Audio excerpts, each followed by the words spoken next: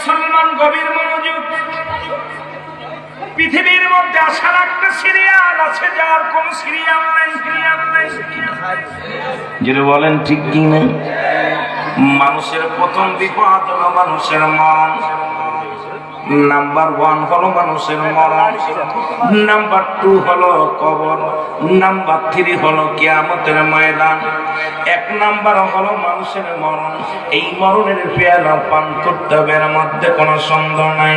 জোরে জোরে চিল্লায়া বলা যাবে না আল্লাহু আকবার। এ দুনিয়ার মুসলমান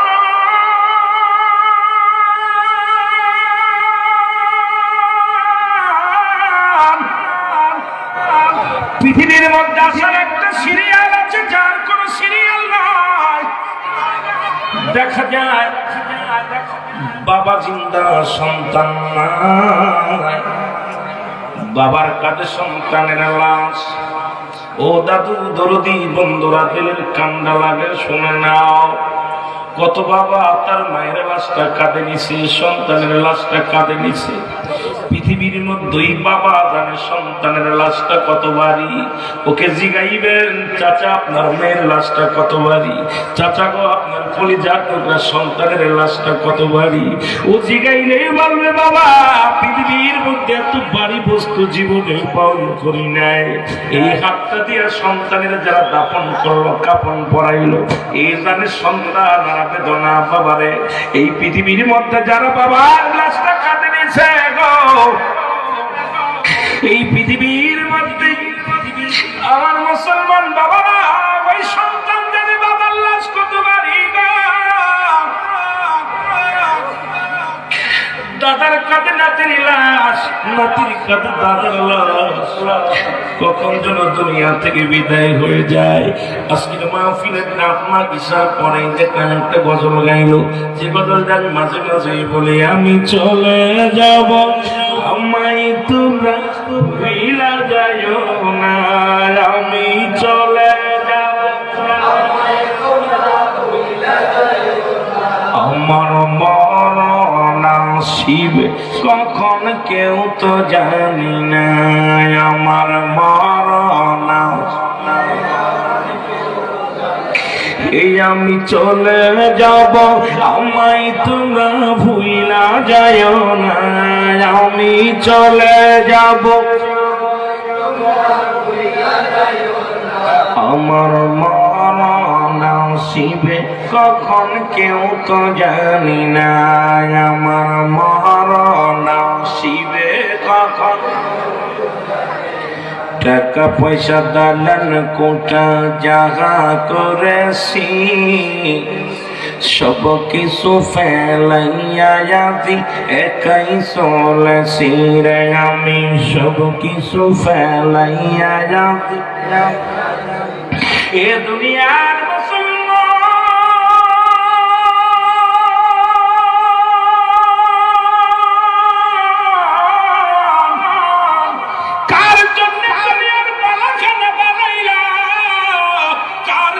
সম্পদের পাহাড় বানাইলা, কার জন্য তুমি ঘুষ খাইলা, কার জন্য সুদ খাইলা, কার জন্য এই দুনিয়ার সম্পদ করলে দেব।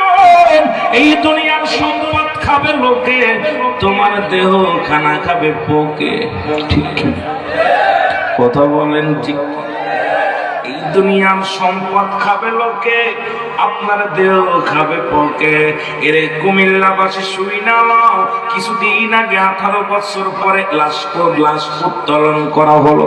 শুনলাম কুমিল্লার জমিনে এই লাশখানা যখন উত্তোলন করা হলো, লাশের গায়ের কাফনের কাপড়টা পচে নাই, লাশের গায়ের চামড়াটা পচে নাই, তাদের রক্ত বাইর হয়ে গেছে।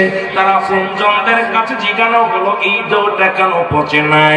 এই কুমিল্লাবাসী শুই না নাও, সবপুরবাসী শুনে নাও, আপনাদের বাড়ির ঘটনা শুই না লও।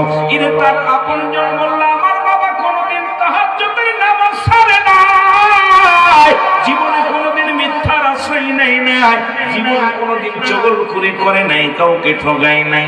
এই দুনিয়ার মধ্যে কনিষ্ঠভাবে আমার মাওলার গোলামি করেছে, আমার আল্লাহ পাকের গোলাম ছিল, আমার নবীর প্রেমিক ছিল। মৃত্যুর এতদিন পরও তার কাপড়ের কাপড় পচে নাই, এমন দেহ করতে হবে দুনিয়ার সম্পদ থেকে যাবে আল্লাহ আল্লাহ রাসূলের পথে, এবং আমার আপনার জীবনটাও চলে যাবে আল্লাহ আল্লাহ রাসূলের পথে। জোরে জোরে বলেন ঠিক কি না? এই আমি চলে যাব, আমায় তোমরা ভুইলা যাইও না। আমি চলে যাব, আমার মরণ আসিবে কখন কেউ তো জানি না। আমার মরণ, এই পৃথিবী চিরদিন থাকার জায়গা নয়, অন্ধকার কবর যে তোমার আসল ঠিকানার মানুষ, অন্ধকার কবর যে তোমার। এ দুনিয়ার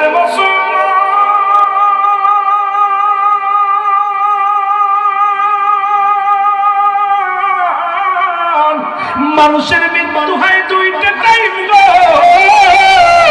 একটা হলো রাতের বেলা, একটা হলো দিনের বেলা।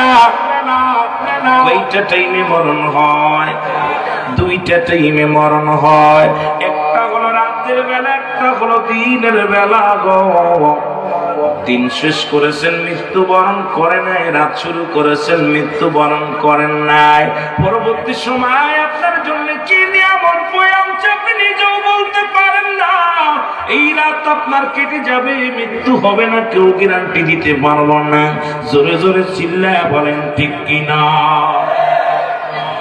ও মুসলমান গোলাম হইলা আমার আল্লাহ, ও দরদি বন্ধুরা শুইনা লও, এই মৃত্যুর কথা বলতে যাইয়া অনেক কথা চলে আসবে, মালাকুল মাউত আপনাকে আমাকে নিয়ে যাবে।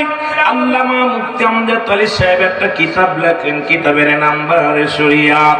এই কিতাবের মধ্যে লিখতে যা বললেন, দুনিয়ার মানুষ শুনে নাও, মানুষের যখন সাধারণ মৃত্যু হয়, ওই কোথায়, ওই না খানা খাইতে যে মরণ হলো, নামাজগত অবস্থায় মরণ হলো, এই মৃত্যুটা হলো 70টা তাজা উঠে গাছ জবাই না করিয়া উল্টো দিকে টান দিয়া লবণ আর মরিচ লাগাইয়া দিলে যতটুকু যন্ত্রণা হয়, এর চাইতে 70 গুণ যন্ত্রণা একটা সাধারণ মৃত্যু। আবার হাতে গঞ্জের বাবারা রে, যারা মরণের সময় পায়খানা করে দেয় রে, যারা মরণের সময় প্রস্রাব করে দেয়, মরণের সময় চোখটি বড় বড় হয়ে যায় রে,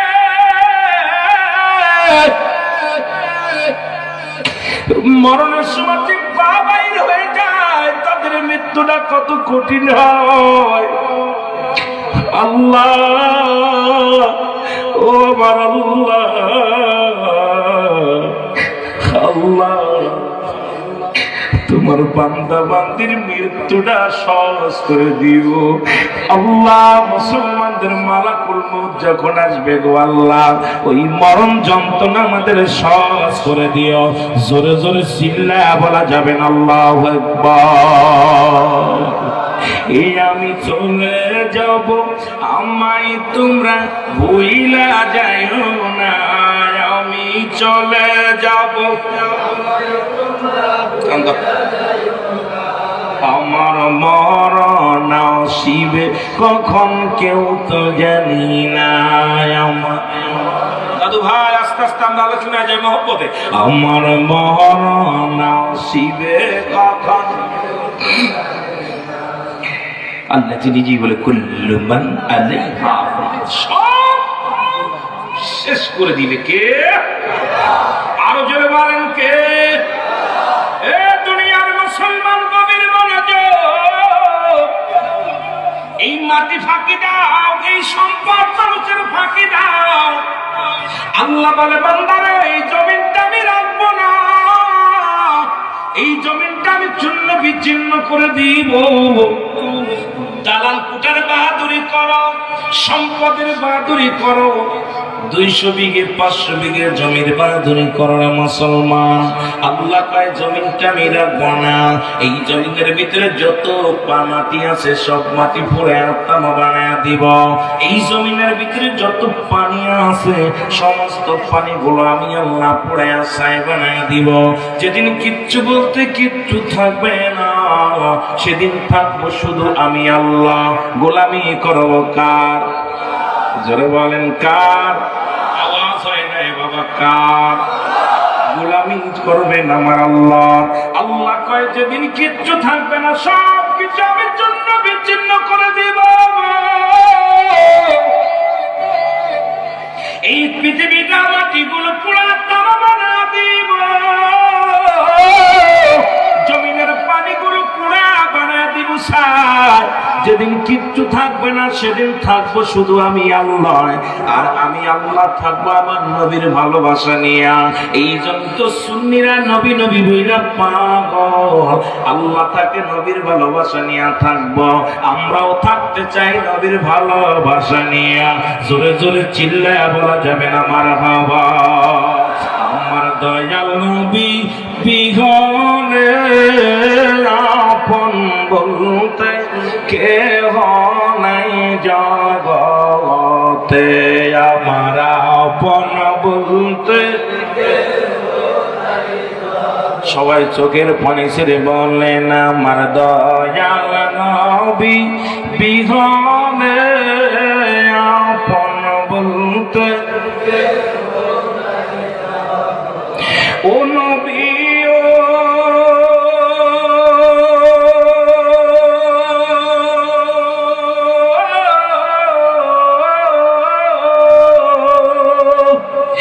মদিনাতে আসেন আপনি হামায়াতি মুবারায়া,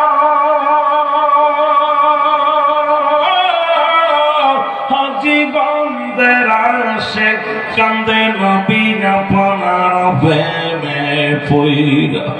ও হাজি গঞ্জের আশিক কান্দে নবী আপনার পাগল হইয়া। আমার দয়াল নবী বিহনে আপন বলতে। আর যদি বলেন আমার আপন বলতে কে নাই,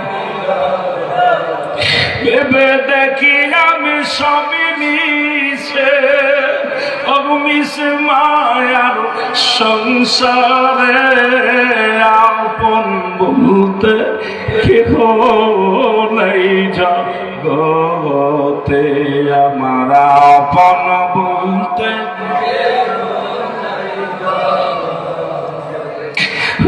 কঠিন সবের দিনে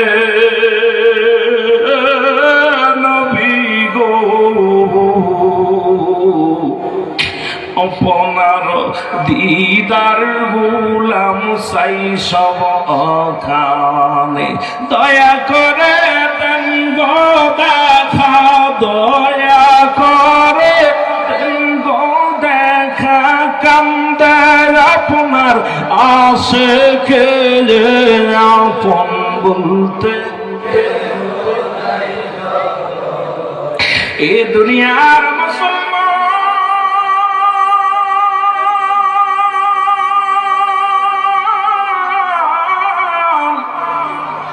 আমি এই জন্য বলি, কিসের জন্য এত বাড়াবাড়ি করো গো, কিসের জন্য এত মস্তানি করো গো বন্ধু। এই দুনিয়া কিচ্ছু তোমার নয়, তোমার নয়, তোমার নয়। এই বডি তোমার বিরোধিতা করবে, আপনজন তোমার বিরোধিতা করবে, সুদ খাইয়া পিছে দাঁড়াইয়া। ও মুসলমান শুনে না, একটা কথা আমার মানুষ হতে হবে, ও দুনিয়ার মানুষ শুই না। আজকে মাদন্ডার গভীর মনোযোগ, বিদেশ থেকে লেখাপড়া করিয়া অফিসে বসিয়া তারা সুদ খায়, এরা কি মানুষ না মানুষ? যারা বলেন মানুষ কি অমানুষ? ডাক্তার করিয়া পিএইচডি লাগাইয়া মানুষ অপারেশনে থিয়েটারে টাকার জন্য রোগী মেরে ফেলে। ওই মুসলমান ওষুধের অভাবে রোগী মারা যায়। এই ডাক্তারগুলো মানুষ ন মানুষ? জোরে বলেন মানুষ ন মানুষ? এরা এই মানুষ হইয়া তারা ঘুষ খায়, তারা মানুষ না মানুষ? জোরে বলেন মানুষ কি অমানুষ? এরা যেহেতু কবর ওয়াজ দিচ্ছেন, মৃত্যুর যন্ত্রণা আলোচনা দিচ্ছেন, আস্তে আস্তে আগাইব। আমি আপনাদের কাছে জানতে চাই, যে মানুষটা চক্রবৃদ্ধি সুদ খায় কি মানুষ কি অমানুষ? মানুষ হইয়া যে ব্যক্তি জিনা করে সে কি মানুষ কি অমানুষ? আসতে বলেন না জোরে বলবেন? এগুলো মানুষ কি অমানুষ? এ মুসলমান যে মানুষ হইয়া সুদ খায় সে কি মানুষ কি অমানুষ? মানুষ হইয়া তারা গাঁদা খায় তারা কি মানুষ কি অমানুষ? মানুষ হইয়া তারা ইয়াবা খায় তারা কি মানুষ না অমানুষ? মানুষ হইয়া তারা সন্ত্রাসী করে, জঙ্গলিবাদ করে, তারা কি মানুষ কি অমানুষ? কত জঙ্গলি দেখবেন দাড়ি টুপি জুব্বা লাগাইয়া ইসলামের দোহাই দিয়া সন্ত্রাসী করে, এরা মানুষ কি অমানুষ? ইসলামে কোন সন্ত্রাসীর জায়গা নাই, জঙ্গলিবাদের জায়গা নাই। এ মুসলমান গাঁজা খোরের জায়গা নাই, মদ খোরের জায়গা নাই, নারী খোরের জায়গা নাই, সুদ খোরের জায়গা নাই। এইগুলো যারা করে এরা সবাই মানুষ। জোরে বলেন ঠিক কিনা? এরা অফিসে বসে যারা সুদ খায় না, এরা যারা ঘুষ খায়, এরা মানুষ কি অমানুষ? আমার রাস্তার মধ্যে মাঝে মাঝে কিছু পুলিশ বাহিনী ঘুষ খায়, ওরা মানুষ কি অমানুষ? কথা বলেন মানুষ কি অমানুষ? মাদ্রাসা স্কুল কলেজ অফিসে বৈশা কিছু সুদ খায়, ঘুষ নেয়, এরা কি মানুষ কি অমানুষ? এখন আপনি বুকে হাত দিয়ে বলেন কয়টা মানুষ পাওয়া যাবে? হাজীগঞ্জের জমিনে যদি খোঁজা যায় সরকার দুই একজন পাওয়ার দুরস্কার হয়ে যাবে। সবই মানুষ, সবই মানুষ, মানুষ হতে হবে। জোরে জোরে চিল্লায় বলেন ঠিক কিনা? তারপরে বাস্তবরা করবো, কথা বুঝেনি? আজকে তো আগে আগে আছি একটু কথা বলার জন্য।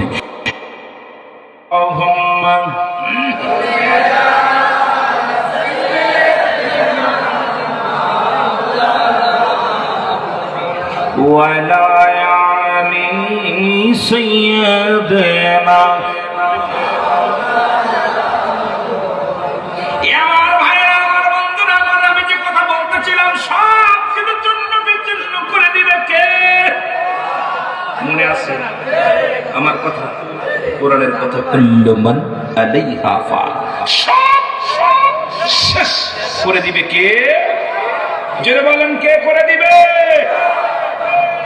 করব কি? এই যে মাহফিলটা হচ্ছে আস্তে আস্তে বাড়ছে, থাক থাক থাক আস্তে আস্তে। এই যে মাহফিলটা হলো, একটা বছর করে সাধনা করেছে, এর কাছে 10 টাকা, ওর কাছে 20 টাকা, কত কষ্ট করছে আমার ছেলেরা। এই যুব সমাজ দাঁড়ে দাঁড়ে গেছে 10 টাকার জন্য, 50 টাকার জন্য, একবারের জায়গায় 2 বার গেছে আমার ভাইয়েরা, কত কষ্ট করে গেছে।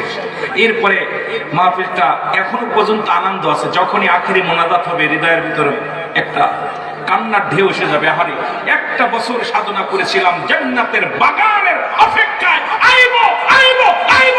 যখনই শেষ, তখনই হৃদয়ের ভিতরে একটা, যদি যদিও শান্তিপূর্ণ হয়, যদিও ভালো হয়, তখন আবার আফসোস থাকবে আগামী বছরের জন্য। যেটা বলেন ঠিক কিনা? ওই রকম আল্লাহ দুনিয়া সৃষ্টি করেছে, কিন্তু আল্লাহ একবারই সব চূর্ণ বিচ্ছিন্ন করে দিবে কে? আরো জোরে বলেন কে? আমার ভাইরা, আমার বন্ধুরা, আমার গভীর মনোযোগ। এখন গোলামি করবেন কার? এ বান্দা, তুমি দিনের মধ্যে মরণ হবে না, রাতের মধ্যে মরণ হবে। দিনের শুরু হলো ফজর, 2 রাকাত সুন্নাত নামাজ তুমি যখন আদায় করলা, সঙ্গে সঙ্গে তুমি হয়ে গেলে আমার রাসূলের প্রেমিক। এখন যদি 2 রাকাত ফরজ নামাজ তুমি আদায় করলা, সঙ্গে সঙ্গে তুমি হয়ে গেলে আমার আল্লাহর গোলাম। এখন যদি তুমি দিনের মধ্যে মৃত্যুবরণ হয়, তোমার মৃত্যুটা হবে আমার রাসূলের প্রেমিক, আমার আল্লাহর গোলাম হিসেবে। জোরে জোরে বলো মারহাবা। এখন ফজরে তার নামাজই নাই, সে আবার আল্লাহর নবীর সুন্নাত তরিকায় কেমনে চলে? আল্লাহর গোলাম হিসেবে কেমনে চলে? আল্লাহর গোলামি করতে হলে আল্লাহর বিধান মানা লাগবে কি লাগবে না? আস্তে জোরে কইবেন, জোরে বলেন লাগবে কি লাগবে? এ মুসলমান মুসলমান, দিনটা শুরু করে শেষ করে দিলে রাত্রে শুরু হয়ে গেল। রাতের শুরু হলো মাগরিব, 3 রাকাত ফরজ নামাজ তুমি আদায় করলে। অনেক লম্বা আলোচনা আমি যেতে পারবো না। 3 রাকাত ফরজ নামাজ যখন আদায় করো না, তুমি আমার আল্লাহর গোলাম হয়ে গেল। এবার 2 রাকাত সুন্নাত নামাজ তুমি যখন আদায় করলে, আমার নবীর প্রেমিক হয়ে গেল। ও মুসলমান শুনে নাও, এখন যদি তোমার মৃত্যু হয়ে যায়, তোমার রাতের মধ্যে মৃত্যুর মধ্যে কোনো সন্দেহ নাই, তোমার মৃত্যুটা হবে আমার রাসূলের প্রেমিক আল্লাহর গোলাম। জোরে জোরে চিল্লায় বলেন মারহাবা। আল্লাহর প্রেমিকেরা দিশেহারা প্রেম তো, আরো জোরে বলেন প্রেম তো, আরো জোরে বলেন প্রেম তো। এর প্রেম করেছেন মুসা নবী, তোর পাহাড়ে গেছেন চলিও, ও সে পাহাড় জইলা সুরমা হইল, মুসা কেন জলে না প্রেম তো। একটু মহব্বতে বল, এর বলেন প্রেম তো, বলেন প্রেম তো। ভিতরে অনেক জায়গা আছে, ভিতর থেকে চলে আস, সামনে চলে আস, বসেন না। এর প্রেম তো। আমি তো সিয়ারাই মেয়ে আসবাত মার্কা সিয়ারা, তোমার একটু দেখতে কষ্ট দেয়। আরো জোরে বলেন প্রেম তো, বলেন প্রেম তো। এর প্রেম করেছেন, প্রেম করেছেন ইউনূস নবী, মাছের পেটে রইলেন তিনিও। ওরে মাছের পেটে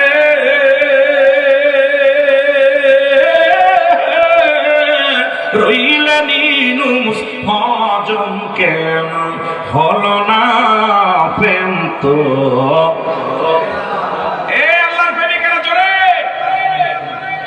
প্রেম তো। যারা বাইরে আছেন ভিতরে আছেন, অনেক জায়গা আছে। প্রেম তো। এ দুনিয়ার মুসলমান,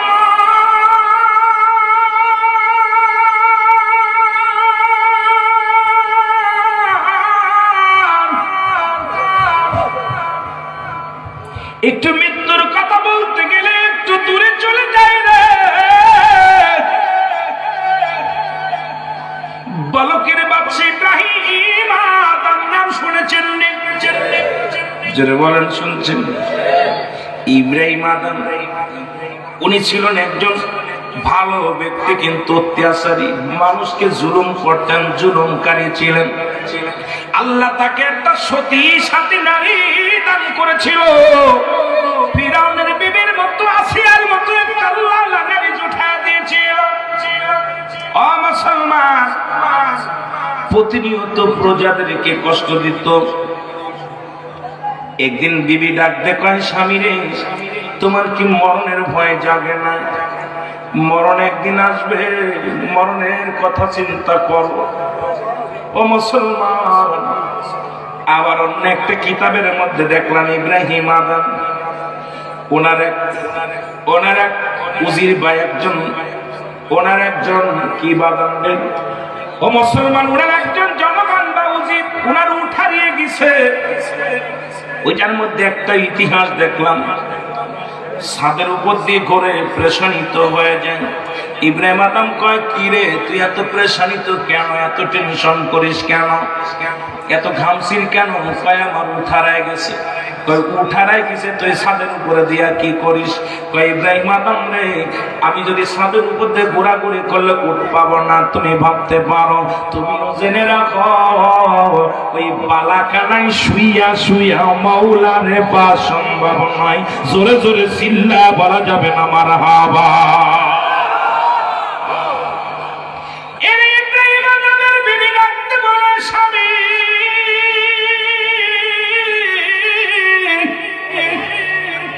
একদিন দুনিয়ার মাসরে চলে যাবার রাজত্ব দিতে পারবা না, বাড়ি সঙ্গে নিতে পারবে না। মৌতের চিন্তা করো, মৌতের চিন্তা করো, মরণের চিন্তা করো, কখন যেন আজরাইল চলে আসবে, ধরা পড়ে যাওয়া।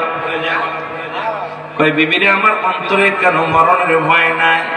আমি বড় আশ্চর্য হয়ে যাই, বাংলাদেশের কত মানুষ দাদার লাশটা নিয়ে সেলফি তোলে, কবরে শুয়ে সেলফি তোলে। আরে মুসলমান, একবার কি তোর অন্তরে ভয় জাগে না? তোরে অন্ধকার কবরে শুইতে হবে। আজকে মরা মানুষের সঙ্গে কেমনে সেলফি তুলিস? মরা মানুষ দাদার লাশ ধরে, নাতিতে লাশ ধরে, দুই পাশে ধরিয়ে গোসল করে আর সেলফি তোলে, ছেড়ে দেয়। হাসি তামাশারে মুসলমান। কোরবানি দেখলাম, কোরবানির সময় কোরবানি করিয়া গরুর গায়ের উপরে বসিয়া সেলফি তুলে ছেড়ে ছুঁয়ে দেয়। আরে মুসলমান, ডিজিটাল করতে করতে কোন পর্যায়ে চলে যাচ্ছে রে ভাই? একবার কি তোর মরণের চিন্তা হয় না? একবার কি তোর মরণের চিন্তা হয় না? এরে আল্লাহর ওলি প্রধান মুসলিম ইমাম সাহেবকে ডাকতে বলে, হুজুর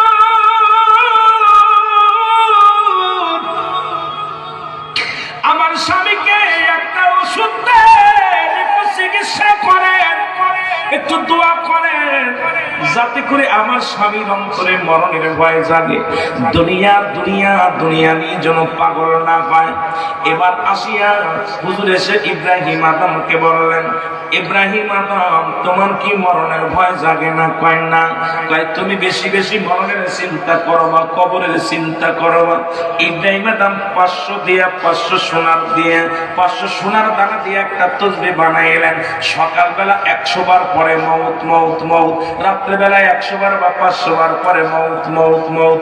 এ মুসলমান এত দোয়া করে মউত মউত, কিন্তু মরণের ভয় জাগে না, মরণের টেনশন, মরণের চিন্তা আসে না। আরো বেশি বেশি প্রজাদেরকে কষ্ট দেয়, বেশি বেশি প্রজাদের রক্ত শোষে। ইব্রাহিম আদম এইরকম করতে লাগলেন। এবার বিবি বলে, স্বামী রে, তোমারে আমি হুজুর দেখাইলাম, দোয়া করলো কত না, তাকবীর করলো, কোনো কাজ হয় না। তোমার অন্তরে কি মরণের ভয় জাগে না? স্বামী কয় না, না, আমার অন্তরে কোনো মরণের ভয় জাগে না। তুমি প্রজাদেরকে কষ্ট দাও, মরণের ভয় জাগে না। জোরে বলো আল্লাহু আকবার। এ মুসলমান শোনো, এবার হুজুরকে ডাকতে হুজুর বললেন, হুজুর এসে বলে, ইব্রাহিম আদম, আমি জানতে চাই আপনার কেন মরণের ভয় আসে না? ওই অন্ধকার কবর হবে একমাত্র ঠিকানা, ওই কবরে থাকা লাগবে, নির্জন কবর, কাউকে ছাড়বে না। কবরে কোনো সকাল নাই, বিকেল নাই, কোনো বিছনা নাই, কোনো বন্ধু নাই, সাথী নাই। একবার কি আপনার মরণের ভয় জাগে না? ইব্রাহিম আদম কয় না, না, মিথ্যার, আমার মরণের ভয় জাগে না। উনি বললেন, আপনি চেয়ারটা ছেড়ে দেন, আমি ডাকবো। আপনার চেয়ারের দোষ, এই রাজ সিংহাসনের দোষ, নাকি আপনার কপালের দোষ? উজির কয় না, না, চেয়ারটা ছাড়া যাবে না। চেয়ারটা যদি ছেড়ে দেন, উনি চেয়ারের মধ্যে বসলে পারে, আর বসতে পারবেন না। আমার দাদু ভাইয়েরা এরপরে অনেক বোঝানোর পর উনি চেয়ারটা ছেড়ে দিলেন একদিনের জন্য। একদিনের জন্য যখন চেয়ারটা ছেড়ে দিলেন, চেয়ারটা ছেড়ে দেওয়ার পর এ মুসলমান, যখন হুজুর চেয়ারের মধ্যে বসে, প্রজারা বলো, আমি কে? বলে, আপনি হলেন মসজিদের ইমাম। কয় না, এই চেয়ারটাকে? কয় না, রাজ সিংহাসন। এখানে বসে কে? যিনি রাজ সিংহাসনের প্রধান হয়, উনি তো এই চেয়ারের মধ্যে বসে। তাহলে আমি এখন এই চেয়ারের মধ্যে বসেছি, আমি কে? কয়, আপনি এখন প্রধানমন্ত্রী। জোরে বলেন আল্লাহু আকবার। আর একটু জোরে বলেন। ডাকতে বলে,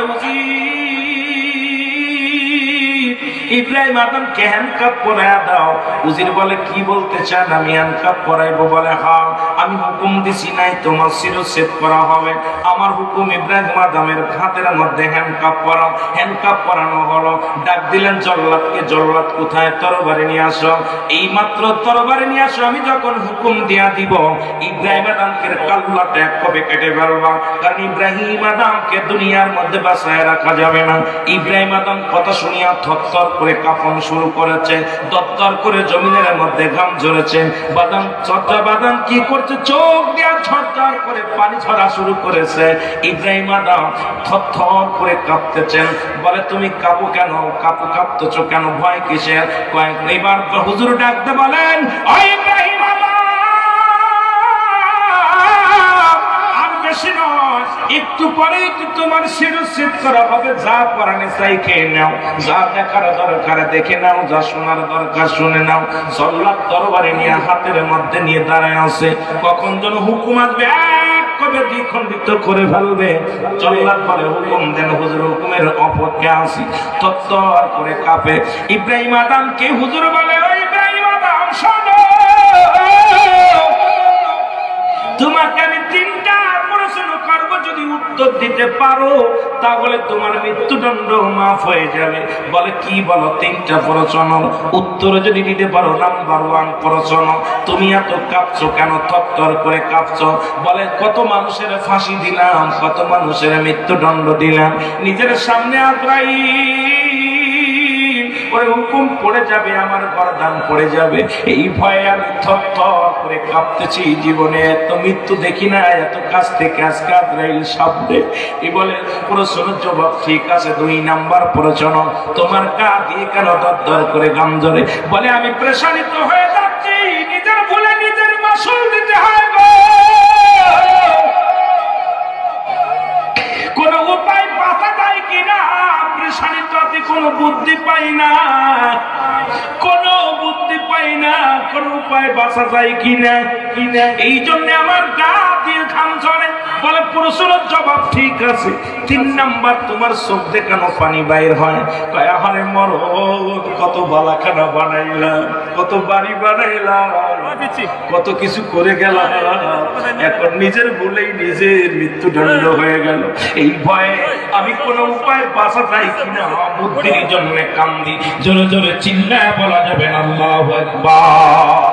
এ দুনিয়ার মুসলমান শুনে নাও, ইব্রাহিম আদম বলার সঙ্গে সঙ্গে বলে ইব্রাহিম আদম তোমার তৃতীয় প্রশ্নের জবাব ঠিক। জোরে জোরে চিল্লায় বলা যাবে না আল্লাহু আকবার।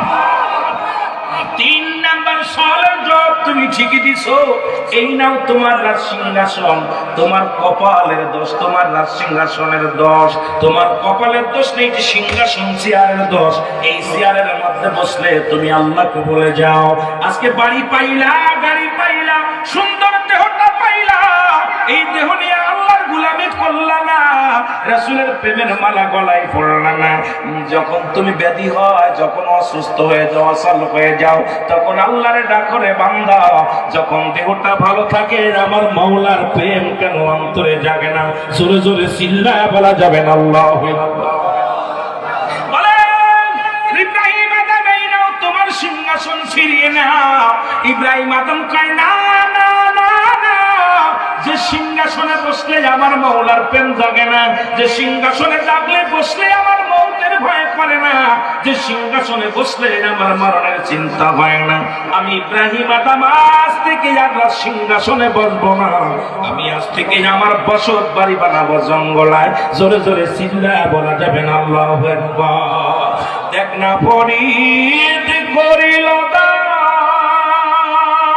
অমূল্য চক্ষুরাত, আর ইব্রাহিম সারিয়া দিল মহামূল্য সিংহাসন। বলেন ইব্রাহিম সারিয়া দিল মহামূল্য। এলেমের বাহাদুরি, সারধনের গৌরব তুমি, আর কামেলের পদ তলে জীবন টুকু দাও ঢেলি। অগ কামেলের পদ তলে জীবন টুকু দাও ঢেলি। আল্লাহুম্মা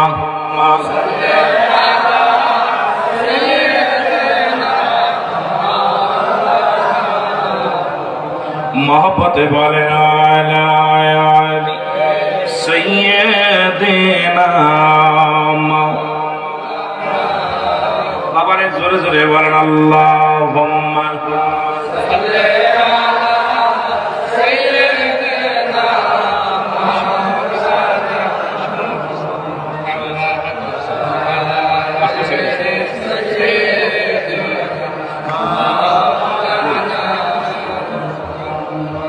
আল্লাহুম্মা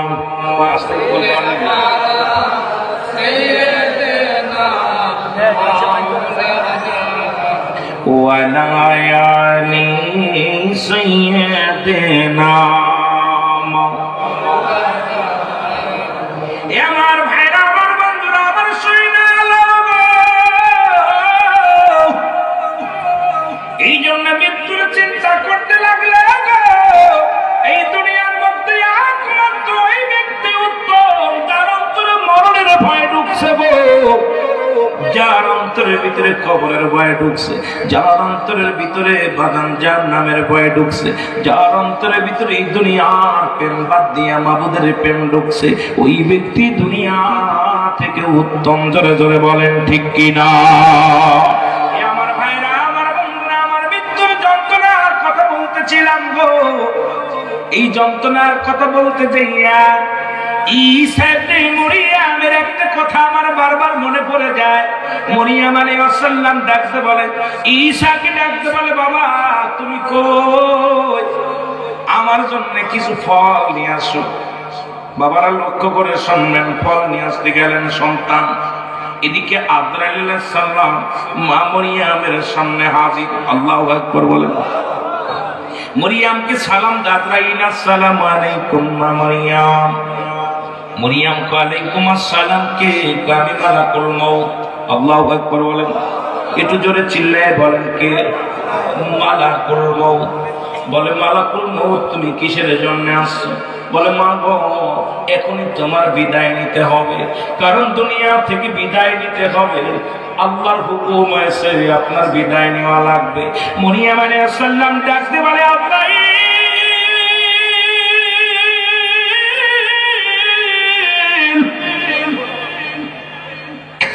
আজরাইল রে, একটু অপেক্ষা কর, আমার কলিজার টুকরা সন্তান, আমার কলিজার টুকরা সন্তান বাজারে গেছে, আসবে, ফল নিয়ে আসবে।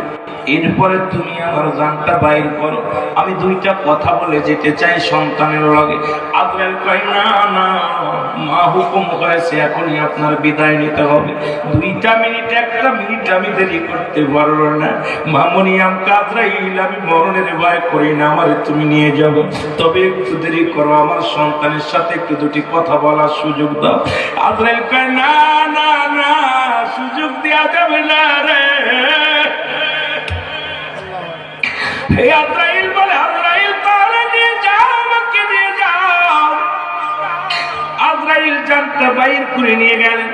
মা মরিয়ম আলাইহিস সালাম জমিনের মধ্যে পড়ে গেলেন। সন্তান ফল নিয়ে ঘরে ঘরে ফিরে আসলেন। এসে দেখে মা জননী শুয়ে আছে, চিন্তা করছে, মা বিশ্রাম নিতেছে, মাকে ডাক দিব না। কিছু সময় পার হয়ে যায়, চিন্তা করে মা তো প্রতিদিন যখন বাইরে থেকে ঘরে ফিরে আসি মা তো জেগে যায়, মা টের পেয়ে যায়, আজকে কেন মা জাগে না, নিশ্চিত মার কি হলো দেখি। মায়ের হাতটা ধরে দেখে মা আর দুনিয়ার মধ্যে নাই, মা চির বিদায় হয়ে গেছে। জোরে জোরে চিল্লায় বলা যাবে না, আল্লাহু আকবার। ঈসাকে ডাকতে বলে, মা গো,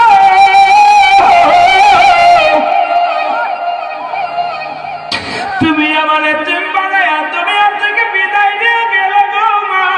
মা চোখের পানি ছিল, মা মা বলে কান্দে, যখন দুঃখিনী মা।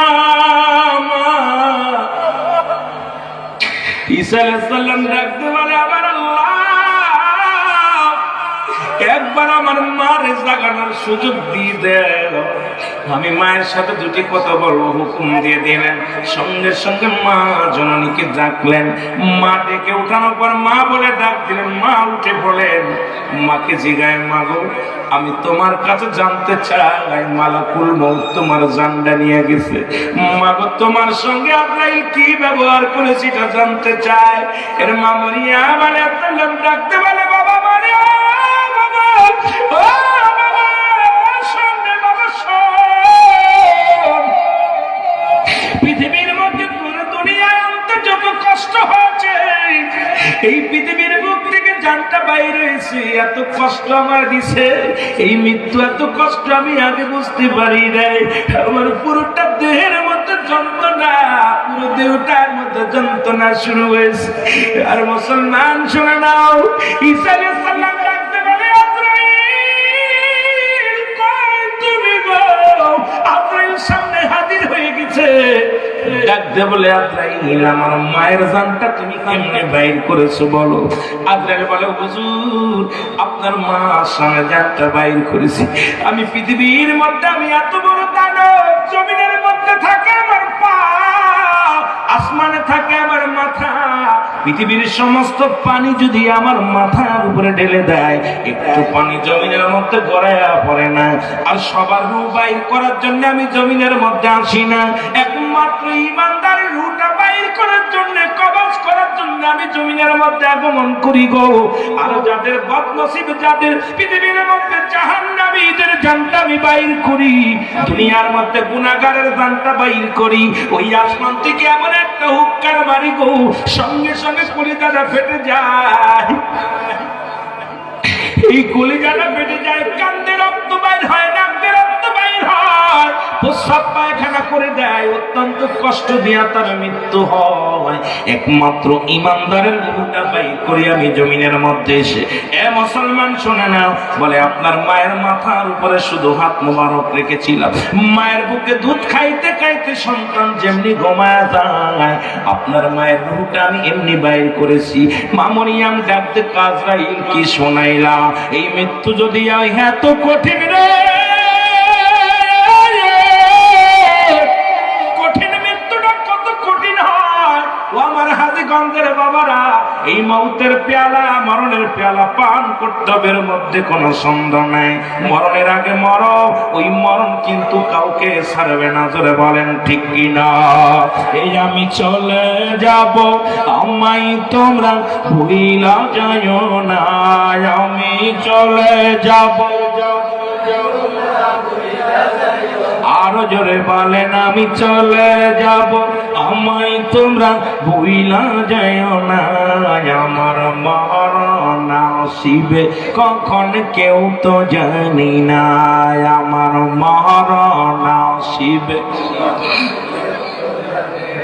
আমার মরণ আসিবে কখন কেউ তো জানি না, আমার মরণ আসিবে। টাকা পয়সা দালান কোটা যাহা করেছি, সব কিছু ফেলাইয়া যাবি একাই তো।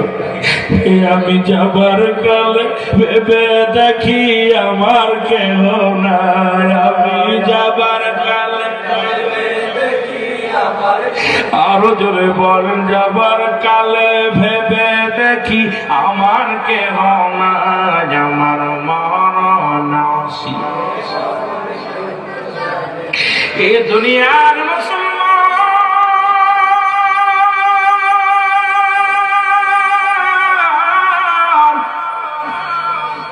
দুই নাম্বার হলো কবর, এক নাম্বার মরণ। এই মরণের কথা বলতে গেলে অনেক কথা এসে যাবে গো। আমি সারা রাত পরে যদি মরণের মেসাল দিয়ে আলোচনা করি শেষ হবে না, কারণ এই দুনিয়ার মুখ থেকে পালাইবে কোথায়? কোথাও পালানোর জায়গা নেই। দুইবার চোখের পানি ছেড়ে কেঁদেছে রে, দুইবার কেঁদেছে। আজরাইল বলে, আল্লাহ তুমি গো, আমি দুইবার কেঁদেছি দুনিয়ার মধ্যে মানুষের রূহটা বাইর করার জন্য। একবার কেঁদেছিলাম যখন ওই সাগরের মধ্যে নৌকাটা ওলাট পালাট হয়ে গেল, কাল বৈশাখী ঝড় হলো, সমস্ত মানুষগুলো মারা গেল। সেদিন একটা সন্তান মায়ের জন্ম দিয়েছিল, ওই সন্তানের মাকে আমি রূহটা বাইর করেছিলাম, আর একটা তক্তার উপরে সন্তানকে ভাসায়া দিয়া একটা ছোট্ট একটা কাঠের উপরে ছেলেটার দেহটা রেখে দিয়েছিলাম। সবাই সেদিন মারা গিয়েছিল, ওই মাসুম বাচ্চাটার জন্য আমি চোখের পানি ফেলে দিয়েছিলাম আজরাইল। আমি আজরাইল সেদিন চোখের পানি ধরে ঠেকাইতে পারি না। আল্লাহ তুমি আমার হুকুম দিলে এখন কে ওই সন্তানকে রক্ষা করবে?